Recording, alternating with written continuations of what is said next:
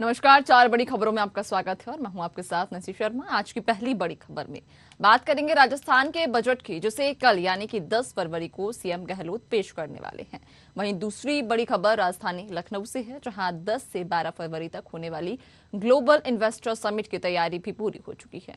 तीसरी खबर में बात करेंगे मध्य प्रदेश के सीएम शिवराज सिंह चौहान के बेटमा दौरे की, जिसकी तैयारियों को लेकर आला अधिकारी बेटमा पहुंच चुके हैं। चौथी और आखिरी बड़ी खबर मध्य प्रदेश की राजधानी भोपाल से है, जहां बीजेपी की विकास यात्रा पर कांग्रेस ने तंज कसा है। क्या कहना है कांग्रेस का, जानेंगे इसी कार्यक्रम में। तो चलिए शुरू करते हैं चार बड़ी खबरें।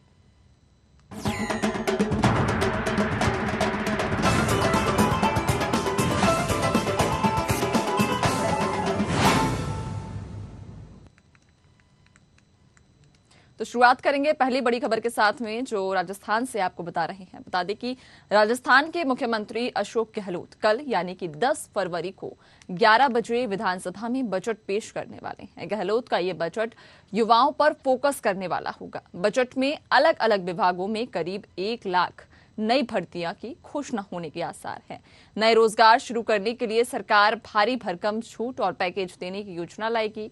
बजट में फ्री स्कीम्स पर भी खासा फोकस रहने की संभावना है। बता दें कि राहुल गांधी ने भारत जोड़ो यात्रा के दौरान अलवर में हुई रैली में ओला, उबर, अमेजॉन जैसे ऐप बिजनेस में काम करने वाले वर्कर्स की सोशल सिक्योरिटी के लिए स्कीम्स लाने को कहा था।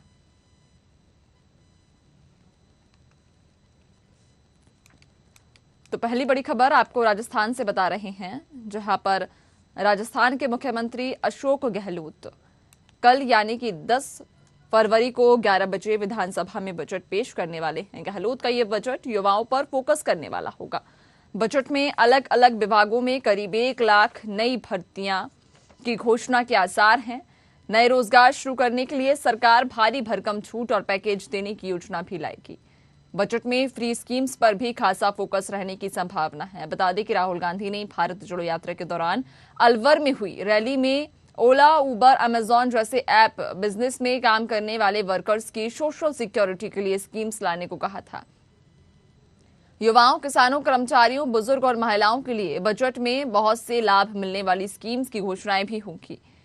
महिलाओं के रसोई का बजट कम करने के लिए उज्ज्वला योजना में पात्र परिवारों को 500 रुपए में गैस सिलेंडर देने की घोषणा का भी संभावना यहां पर बन सकती है। हर परिवार को महंगाई से राहत देने के लिए फूड फिट देने की योजना की भी घोषणा हो सकती है। ऐप बेस वर्कर्स की सुरक्षा के लिए नई योजना और कानून भी आने की संभावना है। बजट में ऐप बेस वर्कर्स की सुरक्षा के लिए नए कानून की घोषणा होगी। ऐसे में कर्मचारियों की सामाजिक सुरक्षा के लिए नई स्कीम्स की भी घोषणा हो सकती है। आपको बता दें कि मुख्यमंत्री अशोक गहलोत कल यानी कि 10 फरवरी को 11 बजे बजट पेश करने वाले हैं। गहलोत का ये बजट युवाओं पर फोकस करने वाला बजट होगा। बजट में अलग अलग विभागों में करीब 1 लाख नई भर्तियों की घोषणा होने के आसार हैं। नए रोजगार शुरू करने के लिए सरकार भारी भरकम छूट और पैकेज देने की योजना भी लाएगी। बजट में फ्री स्कीम्स पर भी खासा फोकस रहने की संभावना है। बता दें कि राहुल गांधी ने भारत जोड़ो यात्रा के दौरान अलवर में हुई रैली में ओला, उबर, अमेजॉन जैसे ऐप बिजनेस में काम करने वाले वर्कर्स की सोशल सिक्योरिटी के लिए स्कीम्स लाने को कहा था, जिसे देखते हुए अब शायद ऐप बेस्ड वर्कर्स की सुरक्षा के लिए नई योजना या नया कानून आ सकता है। इसी के साथ में युवाओं, किसानों, कर्मचारियों, बुजुर्गों और महिलाओं पर भी इस बार गहलोत सरकार का खासा ध्यान रहेगा। युवाओं, किसान, कर्मचारी, बुजुर्ग और महिलाओं के लिए इस बजट में कई घोषणाएं हो सकती हैं, जिनसे सीधा सीधा कर्मचारी, युवाओं, किसानों और महिलाओं को लाभ मिलेगा। इस खबर पर ज्यादा जानकारी लेंगे। हमारे साथ में संवाददाता गौरव गुप्ता जयपुर से जुड़ गए हैं। गौरव, कल यानी कि 10 फरवरी को 11 बजे सीएम गहलोत अपना बजट पेश करने वाले हैं। क्या कुछ उम्मीदें हैं? चूंकि हमने देखा कि इस बजट में खास करके युवा, किसान, कर्मचारी, बुजुर्ग और महिलाओं यानी कि सभी वर्गों का खासा ख्याल रखा जा रहा है।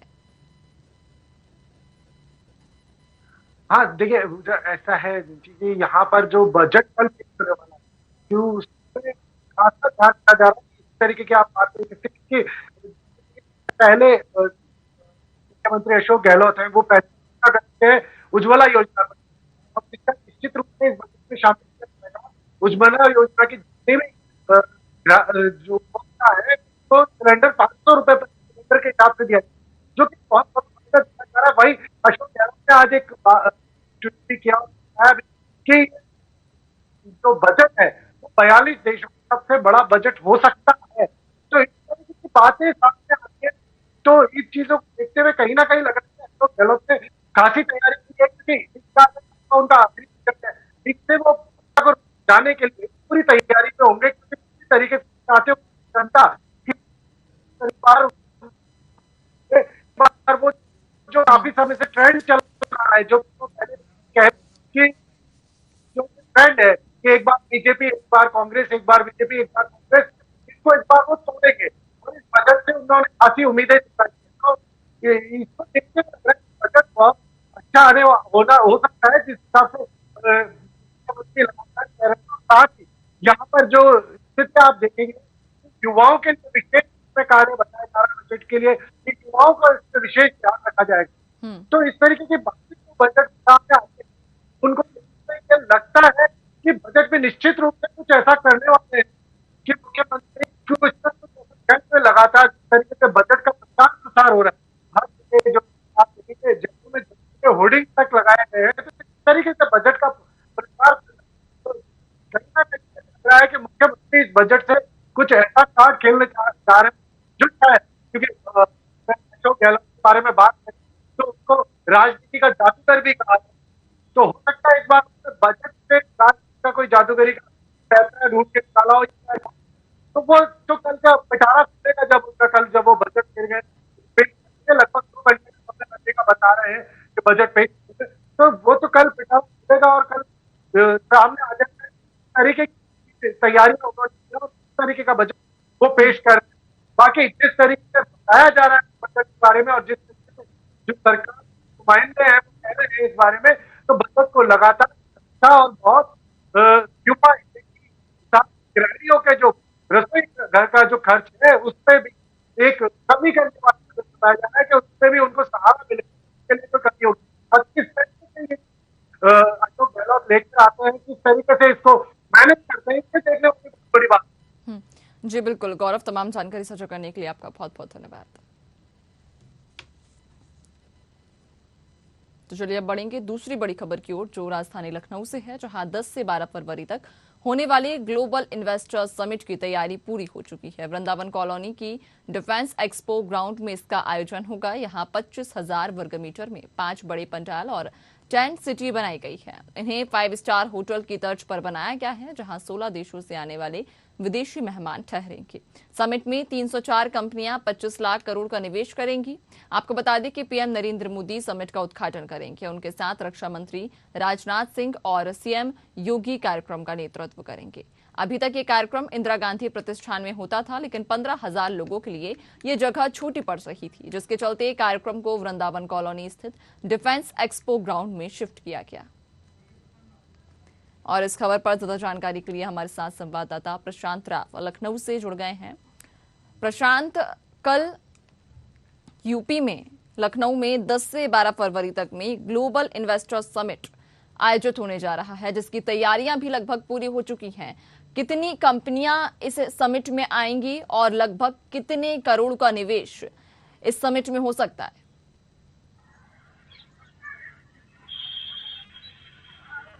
जी नैन्सी, बिल्कुल देखिए, उत्तर प्रदेश को जिस दिन का इंतजार था वो दिन आ चुका है और उसका 10 फरवरी से 12 फरवरी तक उत्तर प्रदेश में यूपी ग्लोबल समिति 2023 अब आयोजन हो रहा है। यह वृंदावन सिटी के जो डिफेंस एक्सपो ग्राउंड में ये भव्य आयोजन किया जा रहा है। इस भव्य आयोजन के पीछे मुख्यमंत्री योगी आदित्यनाथ की एक ही मंशा थी कि उत्तर प्रदेश जो अभी कोरोना काल में जिस तरीके से आर्थिक रूप से मंदी में आया है, उसको किस तरीके से और बढ़ाया जा सके। भारतीय जनता पार्टी ने 37 साल का रिकॉर्ड तोड़ने के बाद दूसरी बार सत्ता में वापसी की है, तो रोजगार का वादा था युवाओं को लेकर, उसको कैसे पूरा किया जा सके, इस पर विशेष फोकस रखा गया है। और इसीलिए करीब 16 देशों की 304 कंपनियां शामिल होंगी और इसके साथ ही देश और विदेश के करीब 15,000 मेहमान यहाँ पर मौजूद रहेंगे इस कार्यक्रम में। तो ऐसे में कि उत्तर प्रदेश की राजधानी लखनऊ में जो कार्यक्रम किया जा रहा है उसमें जो ग्राउंड बनाया गया डिफेंस एक्सपो ग्राउंड में, वहां करीब 25,000 वर्ग किलोमीटर में 5 बड़े जहां टेंट बनाए गए हैं, यानी कि बड़े जो कार्यक्रम स्थल बनाए गए हैं, पूरी तरीके से पूरी टेंट सिटी वहां तैयार की गई है। कुल 75 वहां अलग अलग ब्लॉक बनाए गए हैं जिसमें कार्यक्रम आयोजन होना है। जो विभाग हैं उनके अनुसार जो इन्वेस्टर्स आ रहे हैं तो उनमें वहां वो मौजूद रहेंगे। जो एमयू साइन होंगे वो मंत्रियों के माध्यम से और अधिकारियों के माध्यम से एक दूसरे को सौंपे जाएंगे। खास कार्यक्रम यह है कि इसमें मुख्यमंत्री योगी आदित्यनाथ के साथ ही प्रधानमंत्री नरेंद्र मोदी और इसके साथ ही गृह मंत्री अमित शाह, राष्ट्रपति द्रौपदी मुर्मू और रक्षा मंत्री राजनाथ सिंह के साथ कई बड़े दिग्गज इस कार्यक्रम में शामिल होंगे। और देश के जो उद्यमी हैं वो इस कार्यक्रम के माध्यम से उत्तर प्रदेश में निवेश बढ़ाने की जो गति उन्हें मिली है, खासकर जो यहाँ 6 जो वो बनाए एयरपोर्ट बनाए गए हैं और इसके साथ ही लगातार यहाँ पर जो हाईवे बनाए गए हैं उसको दृष्टिगत रखते हुए यहाँ निवेश की जो संभावनाएं तेजी से तलाशी जा रही थी वो कहीं ना कहीं उत्तर प्रदेश सरकार की मंशा पूरी हो रही है। और सबसे बड़ी जो मुद्दा होता है कि कहीं भी निवेश करने से पहले उद्यमी देखते हैं कि बिजली की व्यवस्था क्या है, परिवहन की व्यवस्था क्या है, सुरक्षा की व्यवस्था क्या है, जमीन किस तरीके से मिलेगी, बाजार किस तरीके से खरीद और फरोख्त के लिए मौजूद रहेंगे। वो उत्तर प्रदेश सरकार ने काम किया है, उसे उस बाजार को तैयार किया है, बिजली सबसे ज्यादा देने का काम तैयार यहाँ हो चुका है। तो ऐसे में निवेशक है जो उत्तर प्रदेश में निवेश करना चाह रहे हैं। और कल ये जो मुख्यमंत्री योगी आदित्यनाथ की मंशा है, जो 3 दिन का कार्यक्रम है उसमें करीब 25 लाख करोड़ का निवेश हो, उसको लेकर ये पूरा कार्यक्रम किया जा रहा है। और उसको भव्य रूप से बनाने को लेकर पूरी जो लखनऊ सिटी है उसको बहुत अच्छी तरीके से सजाया गया है। और आज शाम से ही पूरे जो लखनऊ में धारा 144 पहले से ही लागू है, सुरक्षा के कड़े इंतजाम कर दिए जाएंगे, रूट डाइवर्ट कर दिए जाएंगे, जो आम जनजीवन में प्रभावित ना हो उसके लिए सुचारू रूप से आने जाने वाले लोगों को कोई दिक्कत ना हो। जिस तरीके से देखा जाए कि उत्तर प्रदेश राजधानी में जो आसपास के जो इलाके हैं वहां किस तरीके से इंडस्ट्रियों को स्थापित किया जा सके, तो उसके लिए प्रेजेंटेशन रखा जाएगा ताकि जो उद्यमी है वो जानेंगे किस तरीके से उत्तर प्रदेश में विकास को बढ़ावा देने को लिए जो सरकार ने अपना एजेंडा तैयार किया है उससे वो एक तरीके से समझने की वो कोशिश करेंगे और निवेश किस तरीके से वो आगे बढ़ाएं। उसके लिए भी कहीं ना कहीं उत्तर प्रदेश सरकार का ये पोर्टफोलियो है कि उन्हें अधिक से अधिक जानकारी दी जाए, खासकर कानून व्यवस्था, क्योंकि सबसे ज्यादा जो एक परेशानी होती है कि तमाम विभागों से एनओसी लेने को लेकर वो सब एक पोर्टल के माध्यम से उपलब्ध होगी, चाहे केंद्र सरकार के द्वारा, राज्य सरकार के द्वारा हो, तो सभी चीजें एक तरह से उपलब्ध होंगी ताकि जो उद्यमी हो उन्हें किसी भी परेशानी का सामना न करना पड़े। खासकर उत्तर प्रदेश सरकार ने इसकी ऑनलाइन व्यवस्था रखी है, अगर आवश्यकता पड़ती है तो ऑफलाइन आवश्यकताओं से भी उनकी जो जरूरतें हैं, मांगे हैं, उनको पूरा किया जा सकता है। उत्तर प्रदेश सरकार यहाँ पर नैन्सी सबसे बड़ा जो मुद्दा बनाए हुए है कि जिस तरीके से उत्तर प्रदेश सरकार 2017 और 2022 में योगी आदित्यनाथ ने वापसी की है, सबसे ज्यादा उन्होंने एयरपोर्ट बनाए हैं और इसके साथ हाईवे बनाए हैं, बिजली की व्यवस्था अच्छी की है, सड़कों की जो दुर्दशा खराब थी उसको संभाला है और जो भूमि है जहां पर फैक्ट्रियां लग सकती हैं उन्हें अन्य जो उद्यमी है उन्हें सही दर पर देने का जो उन्होंने प्रावधान किया है, तो उसके तहत काम किए जा रहे हैं। और कल निवेश की जो बड़ी शुरुआत है उससे आने वाले भविष्य में जो एक तरीके से सरकार ने मंशा बनाई कि ज्यादा से ज्यादा लोगों को रोजगार मिले, उससे लाभान्वित हो और आर्थिक रूप से एक बार उत्तर प्रदेश सशक्त हो, क्योंकि सबसे बड़ी देश में आबादी उत्तर प्रदेश में ही, तो बेरोजगारी की दर भी यहाँ सबसे ज्यादा है, उसको कम करने का काम करेगी। क्योंकि आगे 2024 के चुनाव भी लगे हुए हैं, वो भी साधा जाएगा इस इन्वेस्टर समिट से। जी बिल्कुल। देखिए प्रशांत, आपने जैसा कि कहा कि आने वाले जो चुनाव हैं उसको भी कहीं ना कहीं इस समिट से ज्यादा जाएगा, तो अगर हम इस समिट को आने वाले विधानसभा चुनाव से जोड़कर देखें तो कहीं ना कहीं ये समिट बहुत जरूरी होने वाला है सरकार के लिए, चूंकि आने वाले समय में विधानसभा चुनाव है। ऐसे में जो युवा हैं उनका सबसे प्रबल मुद्दा ये है रोजगार, कि उन्हें रोजगार मिले, और ये समिट के जरिए कई हजार युवाओं को इसमें रोजगार दिया जाएगा। तो क्या लगता है आपको कि क्या आने वाले समय में जो चुनाव है वो उस पे असर पड़ेगा इस समिट का? बिल्कुल, देखिए जिस तरीके से नैन्सी यहाँ तैयारी चल रही है, 2017 में पहली समिति हुई, तो उसके बाद क्योंकि कोरोना यहाँ तेजी से फैल गया था, करीब 2.5 साल से ज्यादा सभी देशवासी का, विश्व के तमाम लोग जो देश रहे हैं वो कोरोना से ग्रसित रहे हैं, तो ऐसे उत्तर प्रदेश आर्थिक मंदी पर आ गया था। किसी तरीके से उत्तर प्रदेश की योगी सरकार ने रणनीति बनाते हुए इसको कम किया। अब क्योंकि बेरोजगारी मुद्दा सबसे ज्यादा है, देश का सबसे बड़ा प्रदेश उत्तर प्रदेश है, सबसे ज्यादा आबादी है यहाँ पर, तो युवाओं को रोजगार किस तरीके से दिया जा सके। और 2019 से लेकर और 21 तक जो यहाँ पर कोरोना काल रहा है, उसमें छोटी छोटी जो इंडस्ट्रियां थी वो बंद हो गई थी, और यहाँ पर सही तरीके से बिजली, सड़क और परिवहन यानी कि हवाई परिवहन की व्यवस्था न होने के चलते तमाम जो बड़ी इंडस्ट्रियां थी वो बंद हो चुकी थी, और इसके साथ बाजार उपलब्ध नहीं थे। इस वजह से खासा प्रभाव यहाँ देखा गया था। उसको संभालने का काम मुख्यमंत्री योगी आदित्यनाथ की सरकार ने किया है, और वही जो कहा जाए कि प्रतिफल है कि जो विदेश के लोग हैं या देश के लोग हैं उत्तर प्रदेश में बड़ा निवेश करना चाह रहे हैं, खासकर जो चाहे ऑटोमोबाइल कंपनियां हो, इसके साथ ही डाटा एंट्री कंपनियां हो, और इसके साथ ही फूड प्रोसेसिंग की कंपनियां हो, और इलेक्ट्रॉनिक क्षेत्र की कंपनियां हो, तो तमाम जो बड़ी क्षेत्र की कंपनियां हैं जहां एक सबसे बड़ा जो अपॉर्चुनिटी देखी जा सकती है कि लोगों को ज्यादा से ज्यादा रोजगार मिल सके और उत्तर प्रदेश आर्थिक रूप से सशक्त हो सके, उन सेक्टर की जो कंपनियां हैं उनको आमंत्रित किया गया है। और उत्तर प्रदेश में कल जो इन्वेस्टर समिति हो रही है, कई साल से प्रदेशवासियों को इंतजार था और उद्यमियों को भी तलाश था, क्योंकि उत्तर प्रदेश में कानून व्यवस्था संभली है, अन्य जो चीजें जो अब लाइन पर आई हैं उसके तहत जो निवेशक यहाँ निवेश करना चाह रहे थे वो चीजें अब उन्हें एक प्लेटफॉर्म पर मिलेंगी। और उसके बाद ये उत्तर प्रदेश के लोगों की कितनी मंशा पूरी होती है ये तो एएमयू साइन होने के बाद और इन्वेस्टर समिट के बाद क्या परिणाम होगा ये तो जमीन में बात देखने को मिलेगा। लेकिन खासतौर से अगर मुख्यमंत्री योगी आदित्यनाथ की जो मंशा 25 लाख करोड़ निवेश की है ये पूरी होती है, यहाँ इंडस्ट्रियां स्थापित होती हैं, लोगों को रोजगार मिलता है, तो जरूर कहीं ना कहीं जो उत्तर प्रदेश में सबसे पहले निकाय चुनाव प्रस्तावित है और इसके साथ ही 2024 में लोकसभा चुनाव प्रस्तावित है, उसमें कहीं ना कहीं भारतीय जनता पार्टी को एक बड़ी बढ़त मिलेगी और उसके साथ ही जो बेरोजगारी है वो भी दूर होती नजर आएगी या दूर हो भी जाएगी। बिल्कुल बिल्कुल प्रशांत, तमाम जानकारी साझा करने के लिए आपका बहुत बहुत धन्यवाद।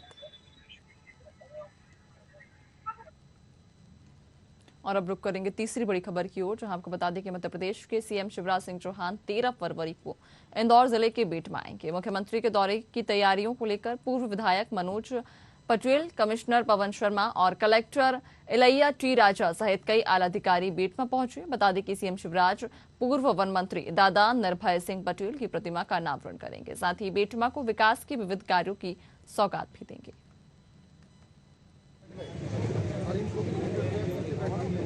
अनुक्रम में माननीय मुख्यमंत्री जी का बेटमा आगमन प्रस्तावित है, तो उसी को लेकर सभी वरिष्ठ अधिकारी उन्हीं की तैयारियों का जायजा लेने यहाँ पर आए थे।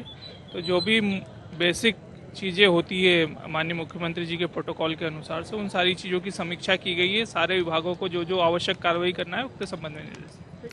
पूर्व मंत्री जी की प्रतिमा का अनावरण है, उसके बाद विकास यात्रा के संबंधित कार्यक्रम है, तो एक विशाल आम सभा होने की जो सूचना है उसके आधार पर आज माननीय कमिश्नर साहब, आईजी श्री राकेश गुप्ता साहब, कलेक्टर साहब और हम लोग आए थे, तो उसका आज हम लोगों ने अवलोकन किया है और माननीय सीएम साहब को Z+ है उसके हिसाब से पूरी माकूल व्यवस्था होगी, क्योंकि मेन रोड पर कार्यक्रम में ट्रैफिक अरेंजमेंट हम लोगों को ज़्यादा करना पड़ेगा। के बाद में माननीय मुख्यमंत्री जी विकास यात्रा जो पूरे मध्य प्रदेश में निकल रही है, 230 विधानसभा में निकल रही है उनके नेतृत्व में, उसी विकास यात्रा के अंतर्गत माननीय मुख्यमंत्री शिवराज सिंह जी चौहान देपालपुर के इस बेटमा नगर में 13 तारीख को आने वाले हैं और इस विकास यात्रा के माध्यम से उन्होंने जो विकास किया है बेटमा का, देपालपुर तहसील का, देपालपुर विधानसभा का, इंदौर जिले का, मध्य प्रदेश का, उसके बारे में भी बताएंगे।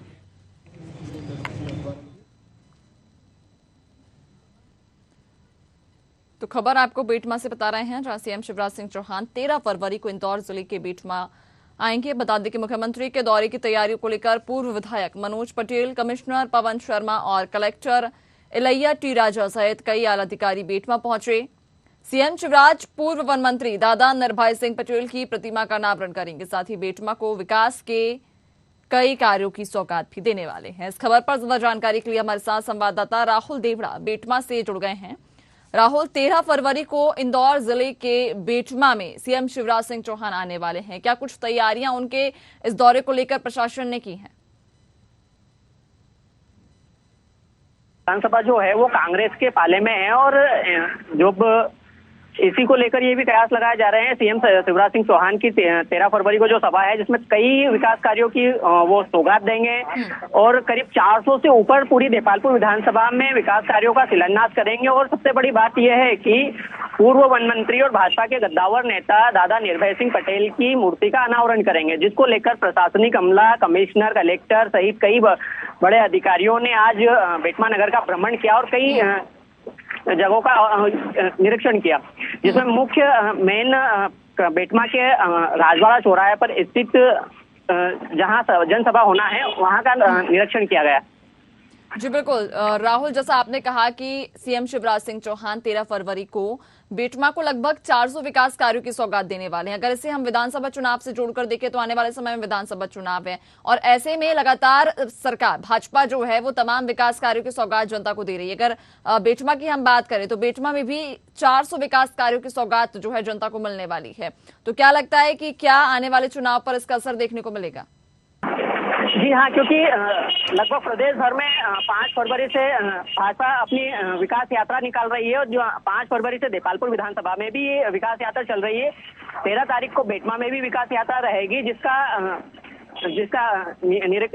जिसका निरीक्षण यहाँ के पूर्व विधायक मनोज पटेल कर रहे हैं और मनोज पटेल ही इसका वो रहेंगे कर्ता, और जिसके बाद में जिस प्रकार से यहाँ के जो लोकार्पण और शिलान्यास और विकास कार्यों की सौगात दी जाएगी वो आगामी विधानसभा चुनाव और चुनाव की तैयारी को ही देखते हुए की जा रही है।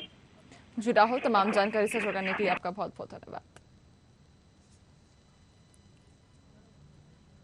तो अब रुक करेंगे चौथी और आखिरी बड़ी खबर की ओर, जहां आपको बता दें कि बीजेपी अपने सरकार के द्वारा किए गए विकास कार्यों को गिनाने के लिए विकास यात्रा निकाल रही है। बीजेपी के इस विकास यात्रा पर कांग्रेस ने तंज कसा है। मध्य प्रदेश विधानसभा में नेता प्रतिपक्ष गोविंद सिंह ने सरकार की विकास यात्रा को विनाश यात्रा बताया है। नेता प्रतिपक्ष का आरोप है कि प्रदेश की जनता को कर्ज में डुबाकर सरकार अपनी वाहवाही लूटने के लिए इस तरीके की यात्राएं निकाल रही है, जिसमें सरकारी कर्मचारियों और आंगनवाड़ियों के कार्यकर्ताओं, नगर निगम पालिका के कर्मचारियों को बीजेपी अपना कार्यकर्ता बनाकर काम कर रही है। बसों में भर भर कर लोगों को विकास यात्रा के लिए एकत्र किया जा रहा है। विकास यात्रा नहीं है तो विनाश यात्रा है। प्रदेश को लूट डाला, 3.5 लाख करोड़ से अधिक का प्रदेश पर कर्जा डाल दिया और ये पहली बार प्रजातंत्र का गला घोंट के शासकीय अधिकारी कर्मचारियों को भारतीय जनता पार्टी का कार्यकर्ता बनाकर सभाएं इकट्ठी करके विकास यात्रा में बुलाने के लिए आदेश दिए जा रहे हैं। पहली बार मैंने करीब 35 साल के राजनीति में देखा है कि लिखित आदेश दिए जा रहे हैं अधिकारियों को कितने कार्यकर्ताओं को लाओ। सरपंचों से कहा गया है कि सर आप अगर नहीं लाए तो आपके काम बंद कर दिए जाएंगे, आपके खिलाफ नोटिस जारी किए जाएंगे। आंगनबाड़ी कर्ताओं को पहुंच देकर कहा गया है कि आपको अगर आप पूरे इकट्ठे होकर नहीं आए और अटेंडेंस बढ़ाई गई। पहली बार शिक्षकों की सभा में पहुंच देकर अटेंडेंस बढ़ाई गई, नहीं तो तुम्हारा वेतन काट दिया जाएगा, तो नोटिस दिया जाएगा। हमारे पास लिखित आदेश है। इतना पानी लाओगे, इतनी बसें लगाए, 600 करोड़ बसें भिंड, मुरैना, ग्वालियर, दतिया से आई मुख्यमंत्री की यात्रा से बनाने के लिए। श्योपुर से 44 चंबल संभाग की यात्रा थी, श्योपुर, मुरैना, भिंड। जैसा कभी हुआ है? कलेक्टर, एसपी एक तरह के सरकारी भारतीय जनता पार्टी के कार्यकर्ता बनके खड़े हुए बसें रोक रहे हैं। बैठिए आप। गांव के जो चौकीदार है, कोटवार, उनसे कहा गया है कि अगर आप एक बस भरिए, अन्यथा आपको नौकरी से हटा दिया जाएगा। और इस खबर पर ज्यादा जानकारी के लिए हमारे साथ में संवाददाता कृष्णा शर्मा जुड़ गए हैं। कृष्णा, जैसे कि देखा जा सकता है कि जब भी चुनाव नजदीक आते हैं, चुनाव के नजदीक आते ही जो बीजेपी है और कांग्रेस है, तमाम पार्टियों में आरोप और प्रत्यारोप का दौर भी शुरू हो जाता है। अभी हाल ही में विकास यात्रा भी निकाल रही है बीजेपी, जिस पर गोविंद सिंह ने, नेता प्रतिपक्ष ने तंज कसा है। बिल्कुल नैन्सी, जिस तरह से मध्य प्रदेश में बीजेपी विकास यात्रा निकाल रही है उसको लेकर नेता प्रतिपक्ष डॉक्टर गोविंद सिंह ने निशाना साधा है।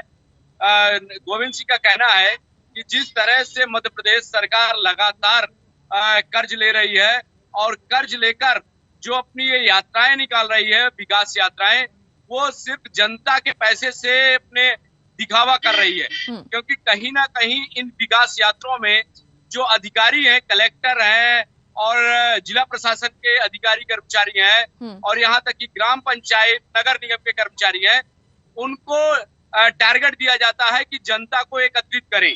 तो ये आरोप लगाया है नेता प्रतिपक्ष डॉक्टर गोविंद सिंह ने कि कहीं ना कहीं जो बीजेपी सरकार है वो पैसे का दुरुपयोग कर रही है, जनता के पैसे को बर्बाद कर रही है।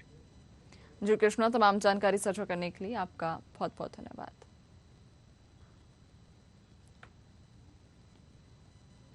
और फिलहाल इस खास कार्यक्रम में इतना ही। आप हमें दीजिए इजाजत। नमस्कार।